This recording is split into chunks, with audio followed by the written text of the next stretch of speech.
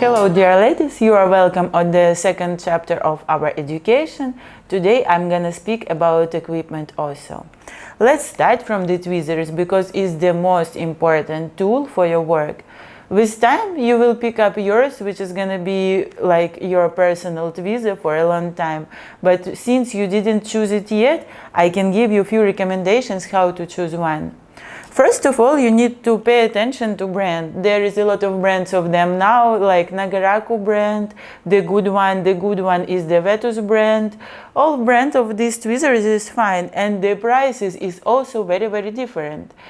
When you are choosing your tweezer, you have to pay attention not on the price first of all. You need to pay attention on the shape of the tweezer because shapes of tweezers are different. So you need to pick up one which you like more. I'm suggesting you to have a few tweezers.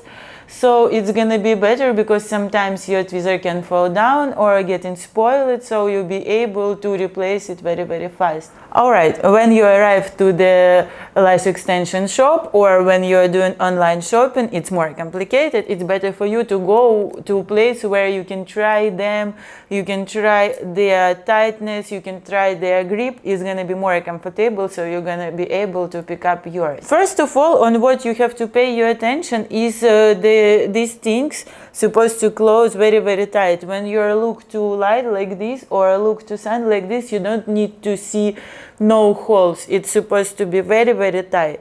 It means that the tweezer is good. If you see some holes, like you can see the light through them, it means this tweezer is not good and you don't need to get it. If your tweezer fall down during your work, you have to check this one and make sure if everything is alright, you can continue. If everything is not alright, you have to replace your tweezer. This is the main headache of the lash makers when the tweezer fall down. So I recommend to you when you're organizing your working place, I recommend to you to put some carpet on bottom of your bed, and when you are working, your tweezer always have to be held in this thing. Like, don't put it around because sometimes your clients, they can move, they can put it, and once your tweezer arrives to the floor, you can say goodbye to this tweezer. Materials of the tweezers can be different. It can be stainless or a titanium. You can see the difference after 1 or 2 years, for example. When it's too strong, the nose is gonna be the same good.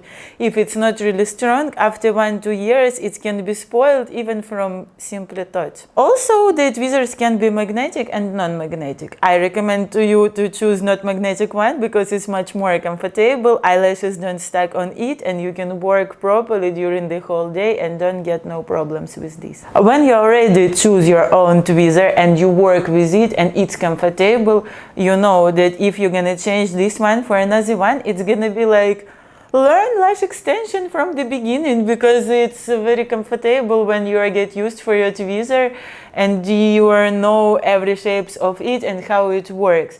So please be careful. I saw some things which can attach your hands with the tweezer like a rope, but I think it's not really comfortable when some rope is going like this, so it's gonna be a struggle sometimes. How to prolong the life of your tweezer after you already get new one and you like it. First of all, you need to have few different tweezers for a few different thickness of lashes. For example, it's better to have one for a volume extension and one for a classic extension or a 2D extension, because as thicker your fan is, as more space your tweezer took inside. So your tweezer can get used for the thick fans and then will not be able to use for thin lashes, for tiny lashes like for the classic extension. So the first rule, don't use same tweezers for different kind of extension.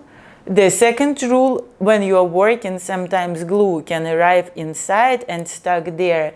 It can be also not comfortable, and when you see that your tweezer not good working during the work, you have to check. Maybe some glue stuck inside. You can clean this glue just like that with your nails, or you can put it inside the remover, keep it a little bit there, then take out, it's gonna be clean.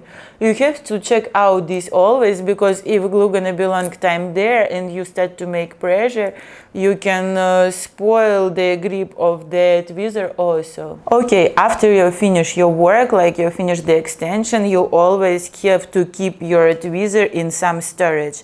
There are a lot of storages for this you can buy, or you can find some safety place for them. I also like to bring your attention here. For example, when you finish your work and you need to put your tweezer inside the storage, you do it like this, with a nose on top, because this place is very tiny and very soft, so you can damage it even when you put it like that or from some fast move.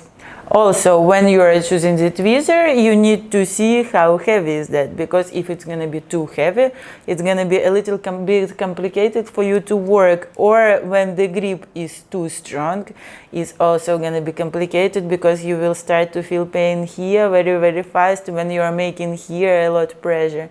You can make your tweezer a little bit more soft, doing just like this.